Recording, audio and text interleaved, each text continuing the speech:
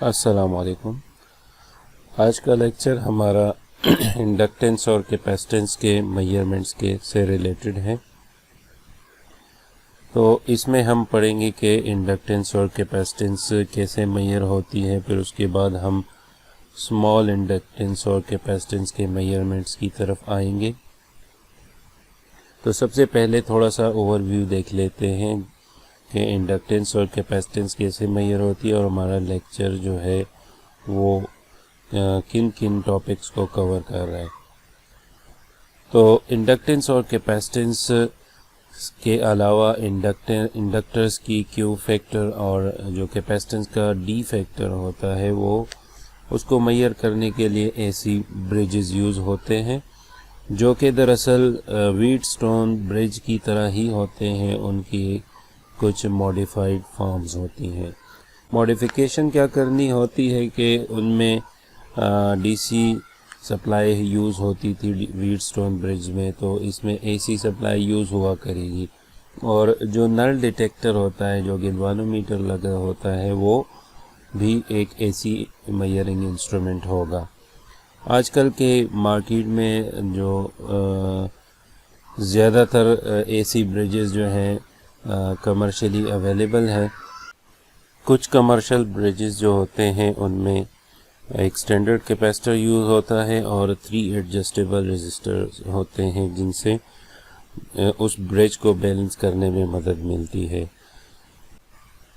अब small inductance और capacitance को मेजर करने के लिए फिर कुछ स्पेशल टेक्निक्स यूज़ होती हैं जो इन्हीं ब्रिज के थ्रू मेजर की होती है, लेकिन वो एक स्पेशल टेक्निक्स होती हैं जिससे इन ब्रिजेस के थ्रू जो है वो इंडक्टेंस और कैपेसिटेंस मेजर करते हैं। तो वो टेक्निक्स भी हम इस लेक्चर में पढ़ेंगे।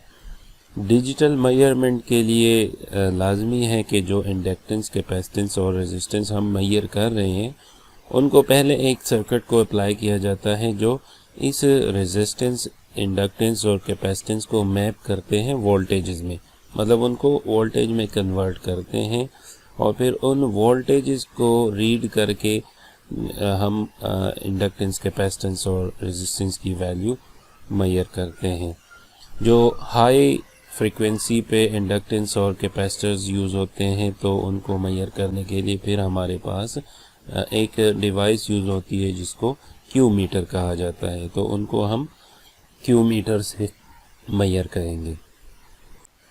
सबसे पहले हम पढ़ते हैं कि जो इंडक्टेंस है या कैपेसिटेंस है, मतलब जो डिवाइस है इंडक्टर और कैपेसिटर, उनको हम कैसे रिप्रेजेंट कर सकते हैं। उनका एक मॉडल होता है जो इक्विवेलेंट सर्किट भी कहलाता है।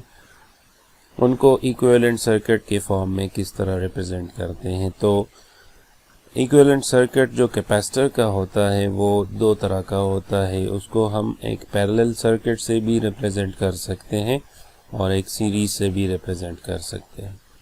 तो जिस तरह आप लोगों को यहाँ पे नज़र आ रहा है, ये पैरेलल कॉम्बिनेशन है, पैरेलल इक्विवेलेंट सर्किट है कैपेसिटर का, और ये सीरीज़ इक्विवेलेंट सर्किट है कैपेसिटर का। इसमें जो ये CP है ये प्योर कैपेसिटेंस है, जो कैपेसिटर की अपनी कैपेसिटेंस होती है, और ये जो RP है ये दरअसल जो डाइलेक्ट्रिक होता है उसकी रेजिस्टेंस को रिप्रेजेंट कर रहा होता है। इसी तरह सीरीज़ में भी ये सीरीज़ रेजिस्टेंस जो है वो डाइलेक्ट्रिक की रेजिस्टेंस को मेजर करता है, और ये जो कैपेसिटर है, कैपेसिटेंस है, ये सीरीज़ कैपेसिटेंस जो प्योर कैपेसिटेंस होती है उसको रिप्रेजेंट करता है।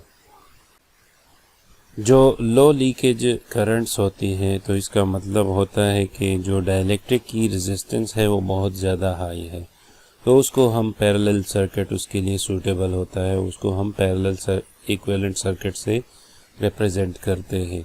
और जो हाई लीकेज करंट होती है इसका मतलब होता है कि जो रेजिस्टेंस है डाइलेक्ट्रिक का वो बहुत ज़्यादा कम है, तो उसमें उसको हम सीरीज सर्किट से डिनोट करते हैं।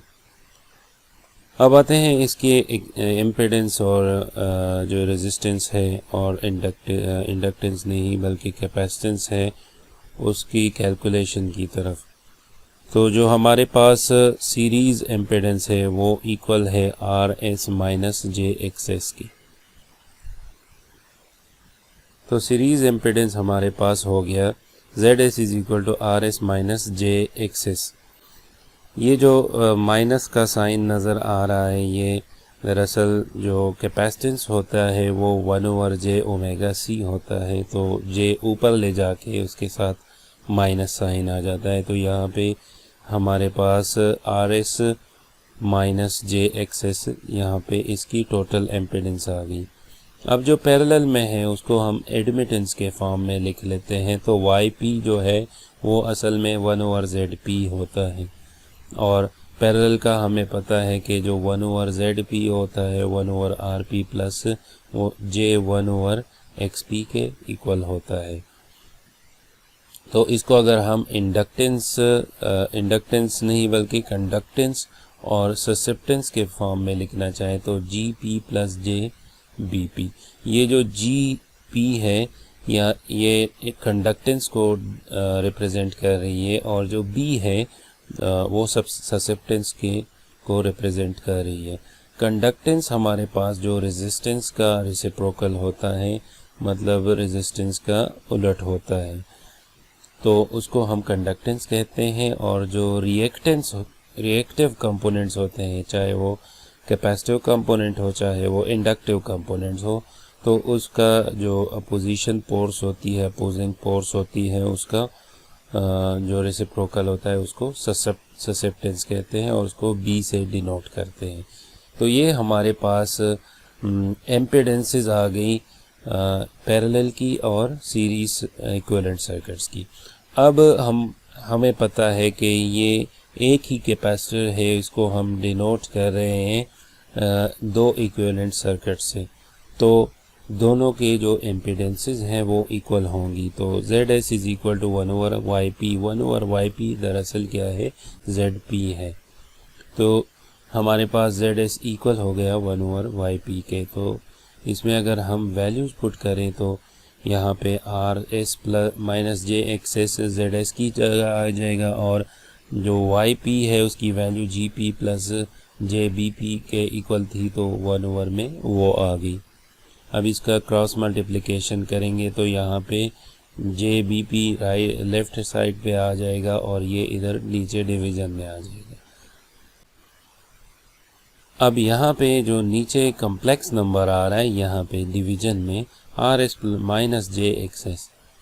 तो डिवीज़न में जब कम्प्लेक्स नंबर आता है तो उसको हम कैसे सॉल्व करते हैं कि इधर हम मल्टीप्लाई करते हैं इसका कंजुगेट। ये जो RS माइनस JXS है इसका कंजुगेट मल्टीप्लाई भी होगा और डिवाइड भी होगा। तो कंजुगेट इसका क्या होगा, जो इमेजिनरी पार्ट है इसका साइन हम चेंज करते हैं। तो ये हमने इधर कंजुगेट को मल्टीप्लाई भी किया है और डिवाइड भी किया है। तो ये जब हम सिंप्लीफाई करेंगे तो यहाँ पे ये वाली फॉर्म बन जाएंगी। ये RS प्लस JXS 1 के साथ मल्टीप्लाई होके यहाँ पे आ जाएगा, और ये वो फार्मूला है जो हम A minus B into A plus B वाले फार्मूले से आप सॉल्व करेंगे, और फिर जो हमारे पास माइनस J² आ जाएगा उसकी जगह -1 पुट करेंगे तो ये प्लस साइन में कन्वर्ट हो जाएगा और J ख़त्म हो जाएगा नीचे डिवीज़न में। अब यहाँ पे ये जो इक्वेशन है इसके दो पार्ट्स हैं, एक इमेजिनरी पार्ट है और एक रियल पार्ट है। तो इमेजिनरी पार्ट के लिए और रियल पार्ट को अलग-अलग करने के लिए हम क्या करते हैं, ये जो नीचे वाला डिनोमिनेटर है RS² प्लस XS², ये RS की नीचे भी हम लिख लेंगे प्लस JXS के नीचे भी हम लिख लेंगे। RS के नीचे ये वाला टर्म आएगा, ये तो रियल है, RS भी रियल है, तो ये रियल पार्ट हो गया। अब J वाला पार्ट जो है JXS divided by this whole thing, ये इमेजिनरी पार्ट बन रहा है। तो हम इस इक्वेशन में जो रियल पार्ट है वो उसको रियल से इक्वेट करेंगे और इमेजिनरी पार्ट को इमेजिनरी पार्ट से इक्वेट करेंगे। तो रियल को इक्वेट करेंगे तो GP इक्वल हो जाएगा RS divided bye R square plus X square. तो ये हमारे पास रियल पार्ट इक्वेट करने से ये वाला फॉर्म आता है। अब इससे हम जो RP की वैल्यू है वो किस तरह निकालेंगे। GP हमारे पास है 1/RP, तो 1/RP इस चीज़ के इक्वल है। अब RP किस चीज़ के इक्वल हो जाएगा, ये रेसिप्रोकल इसका लिख लेंगे, तो ये उलट हो जाएगा। ये जो डिनोमिनेटर है ये नुमेरेटर में चला जाएगा और ये जो नुमेरेटर है ये डिनोमिनेटर में आ जाएगा। तो हमारे पास RP की वैल्यू आ गई जो इन टर्म्स ऑफ सीरीज रेजिस्टेंस और कैपेसिटेंस है, कैपेसिटिव रिएक्टेंस। अब हमारे पास इमेजिनरी पार्ट को इक्वेट करें तो जो हमारे पास BP है वो इक्वल हो जाएगा XS divided bye R square plus X square. तो इससे अगर हम XP निकालना चाहें जो कि हमारे पास क्या है, कैपेसिटिव रिएक्टेंस है, तो BP दरअसल क्या है, 1/XP है। तो 1/XP इसके इक्वल आ रहा है। तो XP क्या हो जाएगा, ये उलट हो जाएगा, न्यूमरेटर डिनोमिनेटर में हो जाएगा और डिनोमिनेटर जो है वो न्यूमरेटर में चला जाएगा। तो यहाँ पे XP की वैल्यू आ गई R square plus X square divided by XS। तो पैरेलल की जो क्वांटिटीज़ हैं हम उसको कैलकुलेट कर सकते हैं सीरीज़ से। इसी तरह सीरीज़ की क्वांटिटीज़ को पैरेलल से भी कैलकुलेट कर सकते हैं। अब जो हमारे पास इंडक्टेंस की भी इसी तरह दो सर्किट्स बन सकती हैं, इक्विवेलेंट सर्किट्स। एक सीरीज सर्किट होगी और एक जो है वो पैरेलल सर्किट होगा, और बिल्कुल सेम मेथड है जिससे हम क्या निकाल सकते हैं, सीरीज़ इम्पीडेंस और सीरीज़ जो रेजिस्टेंस है, सीरीज़ इंडक्टिव रिएक्टेंस है, वो सारी वैल्यूज़ हम बिल्कुल उसी मेथड से, जिस तरह हमने कैपेसिटेंस के लिए, कैपेसिटिव रिएक्टेंस के लिए कैलकुलेट किया, बिल्कुल उसी मेथड से हम ये कैलकुलेट कर सकते हैं। तो अगर आप लोग देखें तो उसमें सिर्फ एक डिफरेंस आ रहा है। इधर जो था पिछले केस में माइनस आ रहा था, यहाँ पे प्लस आएगा, क्योंकि जो हमारे पास इंडक्टिव रिएक्टेंस होता है वो J2π FL होता है या J⍵L होता है। तो इसमें J डिवीज़न में नहीं होता जिसको माइनस साइन से डिनोट किया जा सके, तो यहाँ पे पॉजिटिव साइन आएगा। और यहाँ पे J डिवीज़न में चला जाता है तो उसको ऊपर लाने के लिए फिर इसके साथ माइनस साइन लगाना पड़ेगा, तो यहाँ पे माइनस साइन आ रहा है। तो सिर्फ यही डिफरेंस है इन दोनों में कि इनिशियल जो इक्वेशन है उनमें ये डिफरेंस आ रहा है। बाकी मेथड वही बिल्कुल सेम है। इसको हम दोनों इम्पीडेंसेस को इक्वल रखेंगे तो ये वाला फॉर्म आ जाएगा। फिर उसी तरह हम जो कंजुगेट मल्टीप्लिकेशन और डिवीज़न में कंजुगेट लिखते हैं तो उससे ये वाला फॉर्म आ जाएगा। फिर रियल टर्म्स को इक्वेट करेंगे, इमेजिनरी टर्म्स को इक्वेट करेंगे, तो हमारे पास जो RS in terms of RP XP आएगा, और इसी तरह XS भी हमारे पास in terms of XP RP आएगा। तो बिल्कुल उसी तरह हमारे पास जो रेजिस्टिव इंडक्टिव सर्किट है उसके रिएक्टेंसेस हम कैलकुलेट कर सकते हैं। अब आते हैं क्यूब फैक्टर की तरफ। क्यूब फैक्टर हमारे पास दरअसल एक रेशो है जो इंडक्टिव रिएक्टेंस और जो इंडक्टर की रेजिस्टेंस होती है उनके दरमियान रेशो है। यहाँ पे आप लोगों को नज़र आ रहा है Q is equal to XS divided by RS। ये दरअसल सीरीज सर्किट के लिए हमने इक्वेशन लिखी है। तो XS की जगह इसकी वैल्यू पुट करेंगे ⍵LS डिवाइडेड बाय RS। अब ये जो L है ये इंडक्टेंस को रिप्रेजेंट कर रही है, जो इंडक्टर हम लगाएंगे उसकी इंडक्टेंस है सीरीज सर्किट में। क्यू फैक्टर हमारे पास दरअसल पावर डिसिपेशन के टर्म्स में होती है। आइडियली हमारे पास ये जो पावर डिसिपेशन है इंडक्टर में और कैपेसिटर दोनों में ये ज़ीरो होनी चाहिए। तो आइडियली हम कहते हैं कि जो वाइंडिंग की रेजिस्टेंस है वो हमारे पास क्या होती है, ज़ीरो होती है आइडियली। लेकिन आइडियल केस को हम अचीव नहीं कर सकते। प्रैक्टिकली हमारे पास इस वाइंडिंग की कुछ ना कुछ रेजिस्टेंस होती है जिसमें कुछ ना कुछ पावर डिसिपेट होता है, तो उससे जो इंडक्टर का क्वालिटी फैक्टर है वो कम हो जाता है।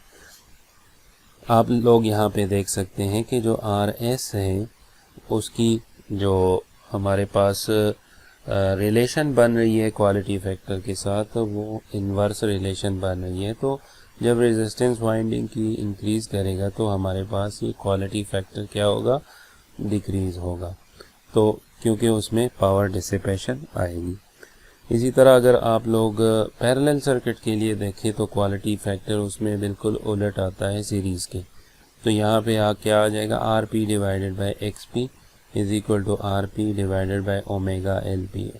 तो यहाँ पे ये पैरेलल सर्किट के लिए लिखा गया है कि क्वालिटी फैक्टर पैरेलल सर्किट के फॉर्म में क्या होता है। अब जिस तरह इंडक्टर का क्वालिटी फैक्टर है उसी तरह हमारे पास कैपेसिटर के लिए D फैक्टर होता है। ये कैपेसिटर का क्वालिटी फैक्टर कहलाता है। अब यहाँ पे आप लोग देखें तो D फैक्टर हमारे पास रेशो है XP और RP का। ये पैरेलल सर्किट के लिए है। सीरीज़ के लिए RS divided bye XS।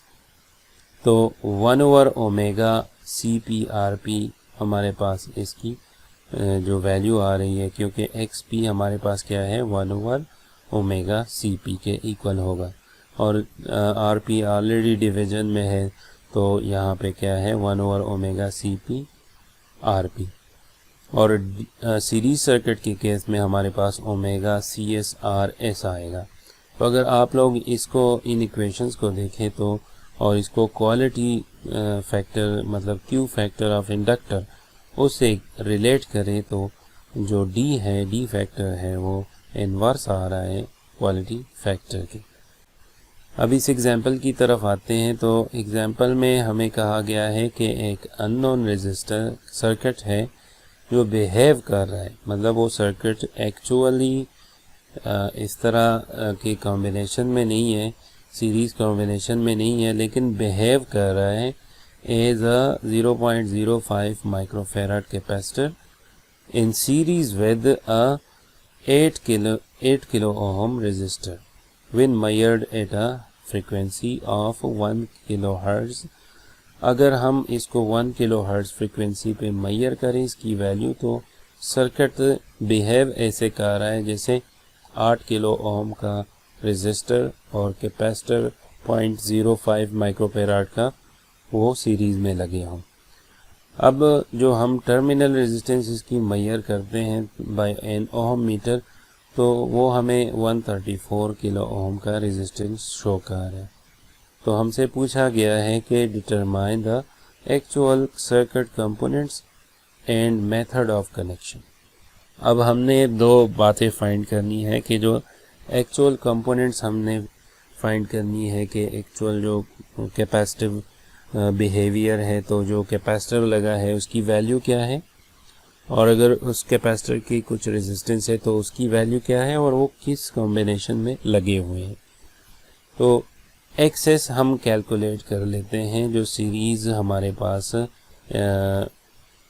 Inductance है, कैपेसिटिव रिएक्टेंस है, वो हम कैलकुलेट करते हैं। हमें यहाँ पे ये सीरीज़ कैपेसिटर की कैपेसिटेंस गिवन है सीरीज़ फॉर्म के लिए, तो यहाँ पे हमें ये वैल्यू पुट की है 1/2 पाई FC। तो 1/2 पाई 1 किलोहर्ट्ज़ और जो C की वैल्यू है वो इधर पुट की है, तो हमारे पास जो इंडक्टिव कैपेसिटिव रिएक्टेंस आई है वो 31.8 किलो ओम आई, और हमारे पास जो रेजिस्टेंस की वैल्यू है वो हमारे पास क्या है, 8 किलो ओम।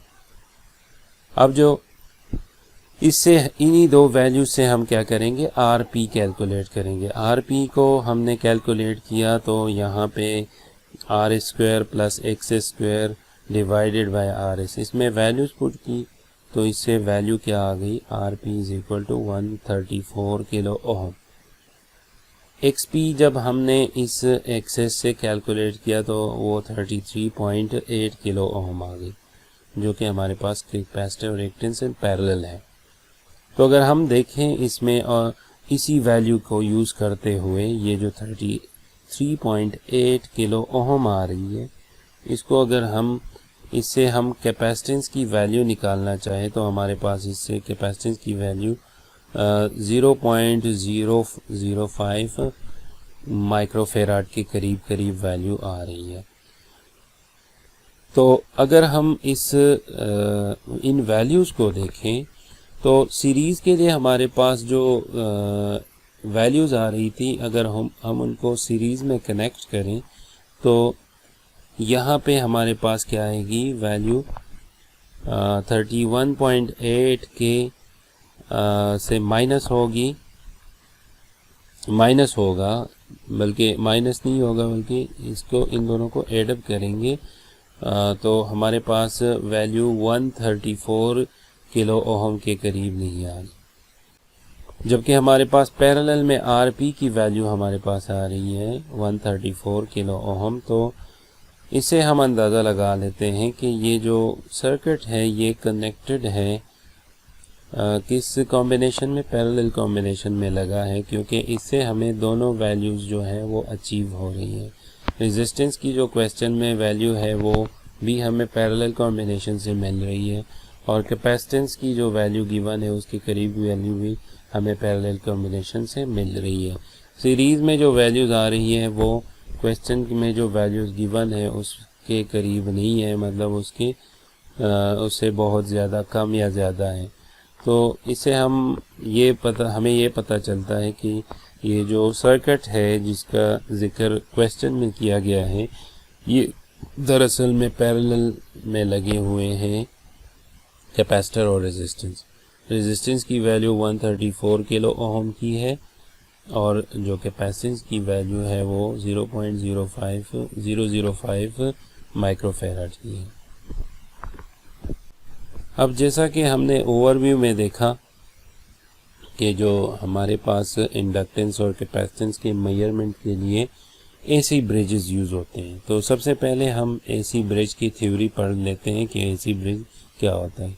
तो जैसा कि हमने पहले भी जिक्र किया कि ये जो है असल में व्हीटस्टोन ब्रिज की तरह ही होते हैं, उनमें चंद मॉडिफिकेशन की होती है। उधर रेजिस्टेंस थे, इधर जो है इंडक्टेंस प्लस रेजिस्टेंस और कैपेसिटेंस प्लस रेजिस्टेंस होंगी।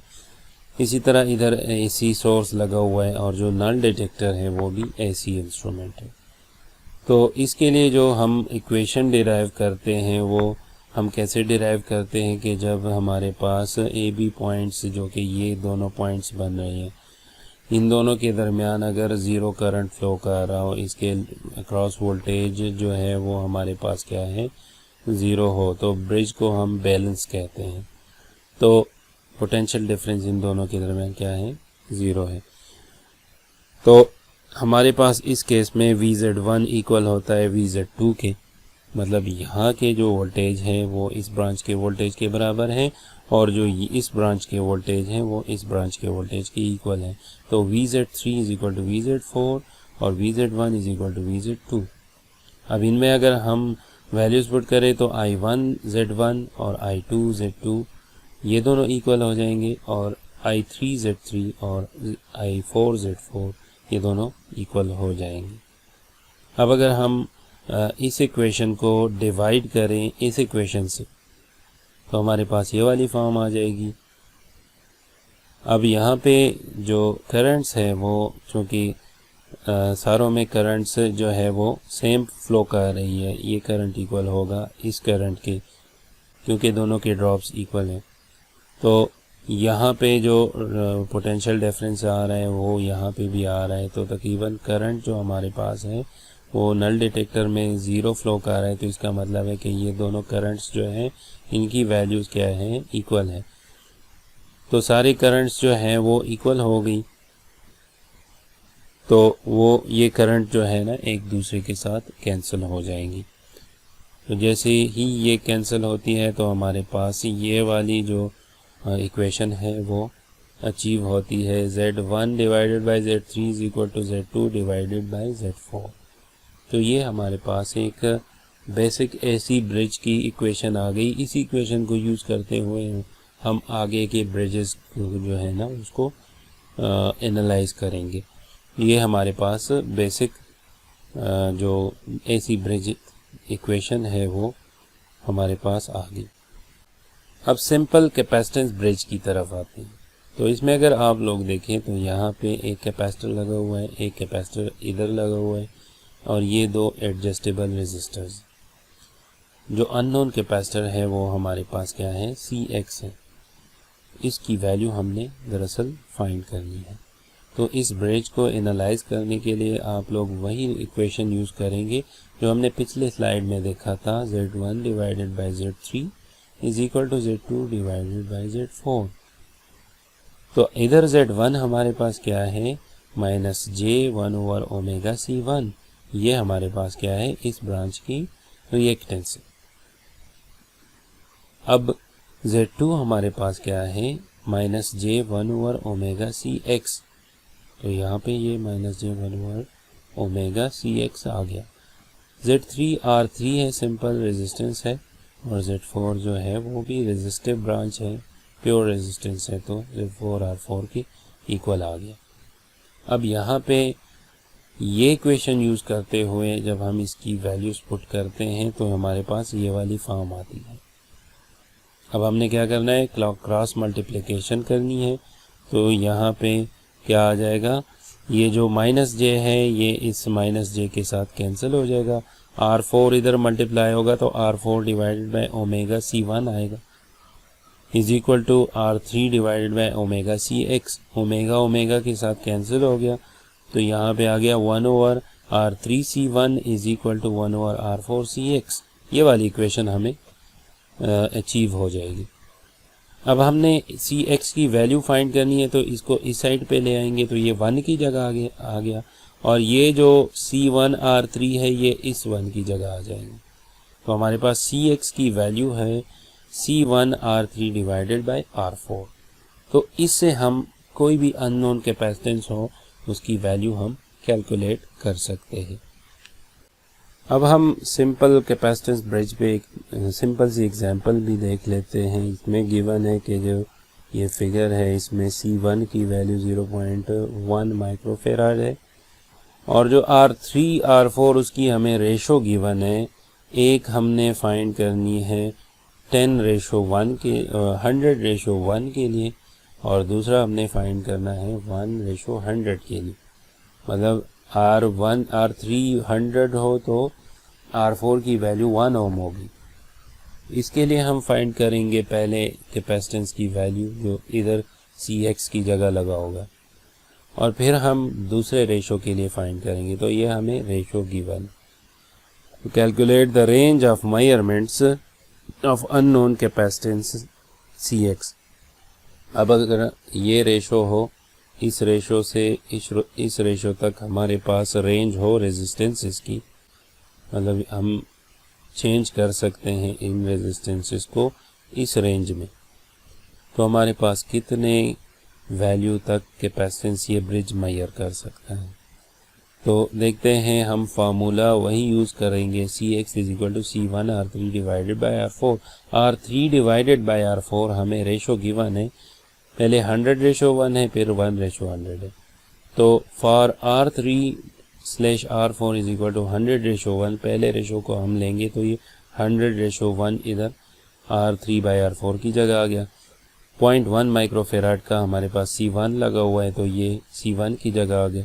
हमारे पास जो Cx की वैल्यू, अननोन रेजिस्टेंस की वैल्यू, अननोन कैपेसिटिव रिएक्टेंस की वैल्यू आ रही है, वो हमारे पास 10 माइक्रोफेराड अननोन कैपेसिटेंस की वैल्यू आ रही है।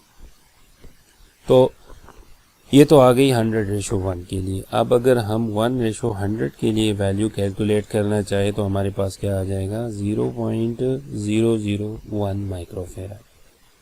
तो इस ब्रिज की रेजिस्टेंस हमारे पास, रेजिस्टेंस बल्कि कैपेसिटिव रिएक्टेंस की जो रेंज आ रही है, जो ये ब्रिज मेजर कर सकता है, मिनिमम वैल्यू Cx की ये क्या मेजर कर सकता है, 0.001 माइक्रोफेराड, और मैक्सिमम वैल्यू ये 10 माइक्रोफेराड मेजर कर सकता है। तो इसकी रेंज 001 माइक्रोफेराड से लेकर 10 माइक्रोफेराड तक है। अब आते हैं सीरीज रेजिस्टेंस कैपेसिटेंस ब्रिज की तरफ। तो सीरीज रेजिस्टेंस कैपेसिटेंस ब्रिज में थोड़ा सा चेंज है। इधर ये जो दो ब्रांचेस लगी हैं, इन दोनों में सीरीज इक्विवेलेंट सर्किट लगा हुआ है रेजिस्टेंस और कैपेसिटेंस का। यहाँ पे रेजिस्टेंस और कैपेसिटेंस का सीरीज इक्विवेलेंट सर्किट यहाँ पे लगा हुआ है। तो इसके लिए भी हम वही इक्वेशन यूज करेंगे, ये जो Z1/Z3 is equal to Z2/Z4।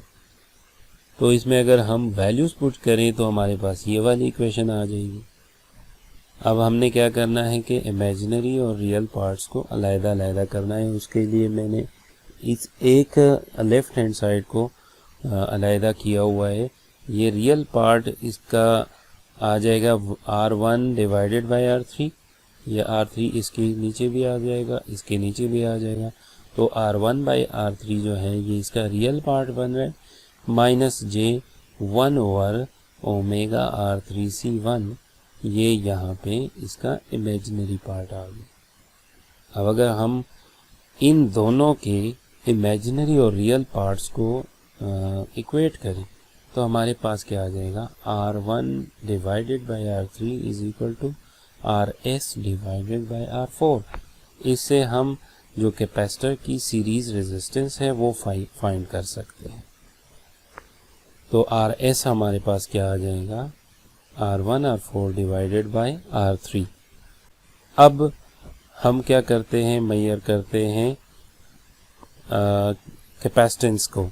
Capacitance की तरफ आते हैं तो उसके लिए हम क्या करेंगे, इमेजिनरी कंपोनेंट्स जो हैं इस इक्वेशन के इमेजिनरी पार्ट्स को हम इक्वेट करेंगे। तो इमेजिनरी पार्ट को इक्वेट करने से हमारे पास इक्वेशन ये वाली आ जाएगी। अब ओमेगा दोनों साइड पे कैंसिल हो जाएगा, तो इससे हमारे पास जो CS की वैल्यू है वो C1 R3 divided by R4 हमारे पास क्या आ जाएगी, कैपेसिटेंस, अननोन कैपेसिटेंस की जो वैल्यू है वो आ जाएगी।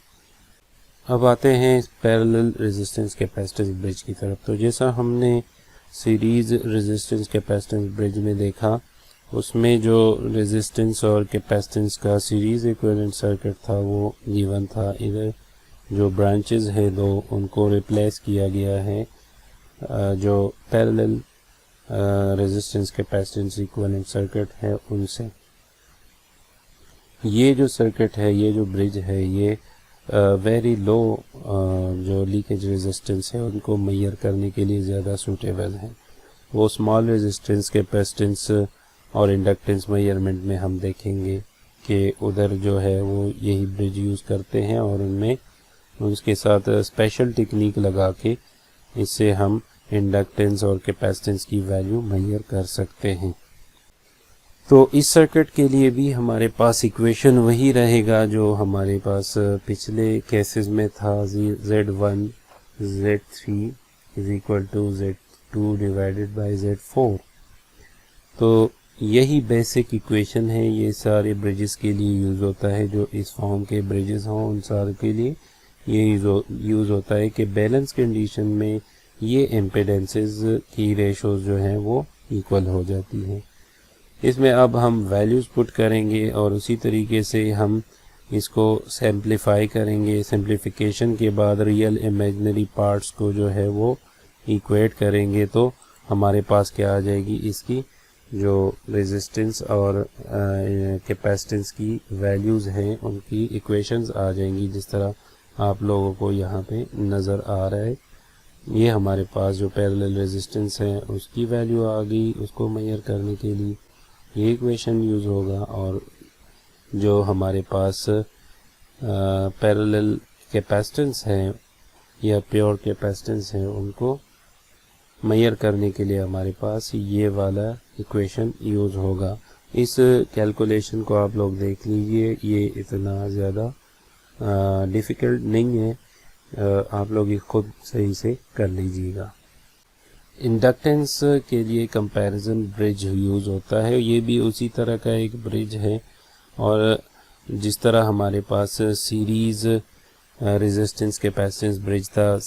सिर्फ इसमें चेंज ये है कि यहाँ पे सीरीज़ इंडक्टर और रेजिस्टर लगा हुआ है। तो यहाँ पे भी वही इक्वेशन यूज़ होगा, Z1 is equal to Z3, Z1 divided by Z3 is equal to Z2 divided by Z4। तो इसमें अगर हम वैल्यूज़ पुट करें तो हमारे पास जो Z1 होगा वो हमारे पास क्या होगा, R1 प्लस जे ओमेगा L1, और जो Z3 है वो हमारे पास क्या है, R3 के, तो ये इसके इक्वल आ जाएगा। और इसी तरह ये इक्वल होगा Z2 डिवाइडेड बाय Z4 के, तो Z2 हमारे पास है R2 plus J omega L2 divided by Z4 जो है वो R4 की इक्वल है। तो इसके रियल और इमेजनरी पार्ट हम अलहदा कर लेंगे और फिर रियल को रियल से इक्वेट करेंगे और इमेजनरी को इमेजनरी से इक्वेट करेंगे। तो हमारे पास जो RS है उसकी वैल्यू ये आएगी, और जो हमारे पास LS है उसके लिए ये इक्वेशन हमें आ जाएगी। तो इससे हम इन दोनों की वैल्यूज़ को मेजर कर सकते हैं। अब जो मोस्ट इम्पॉर्टेंट ब्रिज है जो इंडक्टेंस को मेजर करने के लिए ज़्यादातर यूज़ होता है वो है मैक्सवेल ब्रिज। मैक्सवेल ब्रिज भी उसी तरह का एक ब्रिज है, सिर्फ इसमें डिफरेंस है ये एक सीरीज़ ब्रांच लगा हुआ है इंडक्टर और रेजिस्टर का, और यहाँ पे पैरेलल ब्रांच लगा हुआ है, और यहाँ पे प्योर रेजिस्टेंसेस लगी हुई हैं। R1 प्योर रेजिस्टेंस है, R4 प्योर रेजिस्टेंस है। तो इसमें हमारे पास क्या है, 1/Z3 is equal to 1/R3 minus 1/J1/ओमेगा C3 is equal to 1/R3। तो ये हमारे पास जो Z3 है उसकी वैल्यू आ गई, जो इस ब्रांच में टोटल इम्पीडेंस लगी हुई है वो इक्वल आ गई 1/R3 plus J omega C3। इसी तरह जो Z2 है वो उसकी वैल्यू हमारे पास RS plus J omega LS आ गया। तो ये हमारे पास Z3 की वैल्यू इसके लिए ये आई थी, और ये जो R2 है या Z2 है इसकी वैल्यू हमारे पास ये आई। बाकी जो दोनों हैं Z1 और Z4 ये दोनों हमारे पास क्या है, प्योर रेजिस्टेंसेस हैं। तो उसी इक्वेशन में हम वैल्यूज़ पुट करेंगे Z1 by Z3 is equal to Z2 by Z4। तो उसमें हम जब वैल्यूज़ पुट करेंगे तो ये Z1 by Z3 is equal to Z2 by Z4। तो इससे हमें ये इक्वेशन मिल जाएगी इसको सिंप्लीफाई करने से, और इसमें हम रियल टर्म्स को रियल के साथ इक्वेट करेंगे इस इक्वेशन में।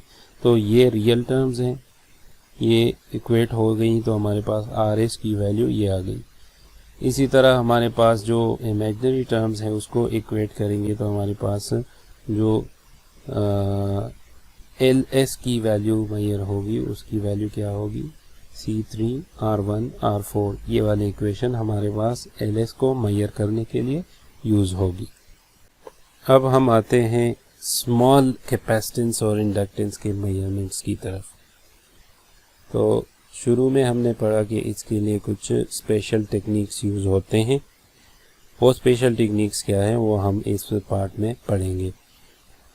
तो सबसे पहले हम देख लेते हैं कि जो इंडक्टेंस, कैपेसिटेंस और रेजिस्टेंस स्मॉल क्वांटिटीज़ के हम मेजर करते हैं, तो उनमें जो कनेक्टिंग लीड्स होते हैं, इंस्ट्रूमेंट के अपने जो लीड्स होते हैं उनको जिसके साथ हम इन कंपोनेंट्स को कनेक्ट करते हैं, उनकी एक स्ट्रे कैपेसिटेंस, इंडक्टेंस और रेजिस्टेंस होती है जो एक्चुअल वैल्यू को इफ़ेक्ट करती है, एक्चुअल वैल्यू में एक एरर इंट्रोड्यूस करती है। जो बड़े वैल्यू के इंडक्टेंस, कैपेसिटेंस और रेजिस्टेंसेस हैं उनमें ये स्ट्रे कैपेसिटेंस, इंडक्टेंस और रेजिस्टेंस इतना इफ़ेक्ट उनको नहीं करती, उनमें इतना ज़्यादा फ़र्क नहीं पड़ता। लेकिन स्मॉल वैल्यू के रेजिस्टेंस, कैपेसिटेंस और इंडक्टेंस में ये स्मॉल चेंज भी बहुत बड़ा काउंट होता है। तो ये बहुत बड़ा एरर इंट्रोड्यूस करते हैं ये स्ट्रे कैपेसिटेंस और इंडक्टेंस और रेजिस्टेंस जो लीड्स की वजह से होते हैं। तो इससे बचने के लिए हम क्या करते हैं, जो कंपोनेंट्स हैं वो ब्रिज में डायरेक्टली लगाते हैं और लीड्स यूज़ नहीं करते। तो इससे हमारे पास जो स्ट्रे कैपेसिटेंसेस हैं वो उसका इशू ख़त्म हो जाता है। और जो इसके बावजूद भी हमारे पास कुछ एरर इंट्रोड्यूस होता है, और वो क्या होता है कि ये जो ब्रिज होते हैं, ये जो मेजरिंग डिवाइसेस होती हैं, उनके इंटरनल जो रेजिस्टेंस होती है, इंडक्टेंस होती है या कैपेसिटेंस होती है, उन वैल्यूज़ को हम रेजिजुअल्स भी कहते हैं। मतलब रेजिजुअल इंडक्टेंस, रेजिजुअल कैपेसिटेंस और रेजिजुअल रेजिस्टेंस कहते हैं। तो इन रेजिजुअल्स की वजह से भी हमारे पास मेजरमेंट्स में एरर आता है। तो इन दोनों एरर्स को एलिमिनेट करने के लिए हम कौन सा टेक्निक यूज़ करते हैं? Substitution technique. सब्स्टिट्यूशन टेक्निक में क्या होता है कि जो पहले हम क्या करते हैं कि एक लार्ज वैल्यू का कैपेसिटर हम कनेक्ट करते हैं स्मॉल वैल्यू के कैपेसिटेंस पे। मतलब स्मॉल वैल्यू का कैपेसिटेंस जिसको हमने मेजर करना होता है वो हम डायरेक्टली ब्रिज में नहीं लगाते, बल्कि पहले हम क्या करते हैं, एक लार्ज वैल्यू का कैपेसिटर उसकी जगह लगाते हैं और उसके लिए ब्रिज को बैलेंस करते हैं और उसकी वैल्यू हम क्या करते हैं, नोट कर लेते हैं। उसके बाद जब हम उसकी वैल्यू नोट कर लेते हैं तो फिर उसी लार्ज वैल्यू के कैपेसिटर के साथ हम क्या करते हैं, जो स्मॉल वैल्यू का कैपेसिटर है वो हम लगा लेते हैं। तो फिर हम उसको जो स्मॉल वैल्यू का कैपेसिटर हम पैरेलल में लार्ज वैल्यू के साथ उसी ब्रिज में लगा लेते हैं। तो उसके लिए दोबारा ब्रिज को बैलेंस करते हैं और वैल्यू हम नोट करते हैं। जो फर्स्ट मेजरमेंट आता है जब हमने स्मॉल कैपेसिटर नहीं लगाया होता, तो हमारे पास जो मेजरमेंट्स आती हैं उनमें क्या होती हैं, वो रेजिजुअल कैपेसिटेंस भी होती है उसमें, और जो लार्ज वैल्यू की कैपेसिटेंस है वो भी होती है। मतलब ये दोनों पैरेलल में लगे होते हैं तो कैपेसिटेंस पैरेलल में सम अप होते हैं। तो ये जो CL प्लस CS है ये रेजिजुअल और उसको रिप्रेजेंट करती हैं लार्ज कैपेसिटेंस को।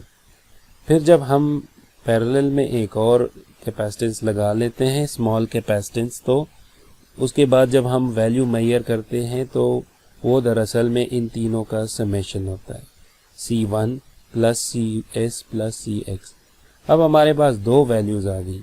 एक में हमारे पास ये C1 प्लस CS है जो लार्ज कैपेसिटेंस और रेजिजुअल्स हैं, और एक में हमारे पास रेजिजुअल लार्ज कैपेसिटेंस और अननोन कैपेसिटेंस भी है जो स्मॉल कैपेसिटेंस। अब इनसे हम स्मॉल कैपेसिटेंस की वैल्यू कैसे कैलकुलेट करेंगे? ये वाला जो एक्सप्रेशन है, ये जो C1 plus CS plus CX है, इससे अगर हम सब्ट्रैक्ट कर ले इस C1 प्लस CS को तो ये दोनों कैंसिल आउट हो जाएंगे और हमारे पास क्या रह जाएगा, CX रह जाएगा, जो कि हमें हमारी डिज़ायर्ड वैल्यू होगी। इसी तरह का जो अप्रोच है यही वाला टेक्निक हम इंडक्टेंस को मेजर करने के लिए भी यूज़ कर सकते हैं। मतलब पहले हम एक बड़े वैल्यू का इंडक्टर लगाएंगे, फिर उसके बाद एक स्मॉल वैल्यू का जो इंडक्टर है वो उसके सीरीज़ में लगाएंगे और उसका जो समेशन है, पहले वाले का समेशन जो है वो माइनस करेंगे दूसरे वाले के समेशन से, तो हमें स्मॉल वैल्यू का जो इंडक्टर है जो उसकी वैल्यू हमें मिल जाएगी। यहाँ पे एक एग्जांपल है। एग्जांपल में हमें बताया गया है कि on the bridge in figure new balance is obtained with a small capacitor CS is connected in parallel with the measured capacitor CP. The new component value for balances R3 is equal to this, R1 is equal to this value, R3 is equal to 10 kilo ohm और जो R4 है 14.66 kilo ohm है। Determine the value of CX and its parallel resistive components। अब हमारे पास ये question given है कि एक ब्रिज है जो कि फिगर में दिया हुआ है। इस ब्रिज को पहले बैलेंस किया गया था CP और उसको कैलकुलेट करने के लिए।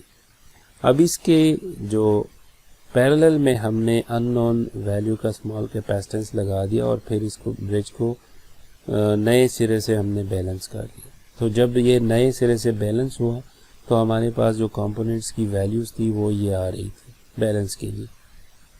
तो हमें कहा गया है कि ये जो CS है इसको कैलकुलेट करें और हमारे पास क्या है इसकी जो पैरेलल रेजिस्टिव कंपोनेंट है उसको हमें कैलकुलेट करने के लिए कहा गया है।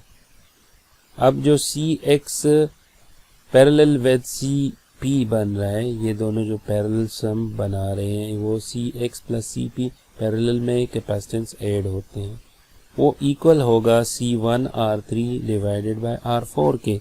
जिस तरह हमने पिछले उसमें देखा पैरेलल कैपेसिटेंस ब्रिज के लिए, यहाँ पे हमारे पास CP is equal to C1 R3 और R4। यहाँ पे सिर्फ CP लगा हुआ था। क्वेश्चन में हमारे पास इसके पैरेलल में क्या लगा हुआ है, CX लगा हुआ है। तो ये जो CP है ये CX प्लस CP बन जाएगा जिस तरह इधर क्वेश्चन में लिखा हुआ है। तो हमारे पास ये इसकी इक्वेशन आ गई, इसकी वैल्यू हमने क्या कर ली, इन दोनों का समेशन इक्वल आ गया इसके। अब हमें CP की वैल्यू जो है वो हमें गिवन है, इससे हम माइनस करेंगे तो हमारे पास जो CX है उसकी वैल्यू हमारे पास कैलकुलेट हो जाएगी। तो ये हमने CP की वैल्यू इधर से इसे माइनस कर ली, तो ये CS की वैल्यू हमारे पास, CX की वैल्यू 200 पिकोफैराड हमारे पास कैलकुलेट हो गई। इसी तरह टेक्निक जो है वो हम रेजिस्टेंस मेजरमेंट्स के लिए भी यूज़ करेंगे। जो हमारे पास पैरेलल कैपेसिटेंस ब्रिज की इक्वेशन थी उसको यूज़ करते हुए हम रेजिस्टेंस कैलकुलेट करेंगे। ये इन दोनों का पैरेलल सम आएगा और इस पैरेलल सम से हम क्या करेंगे, कैलकुलेट करेंगे जो इंडिविजुअल रेजिस्टेंस है सीरीज़ में वो। तो उसको हमने यहाँ पे कैलकुलेट किया 30 मेगा ओम आ रहा है।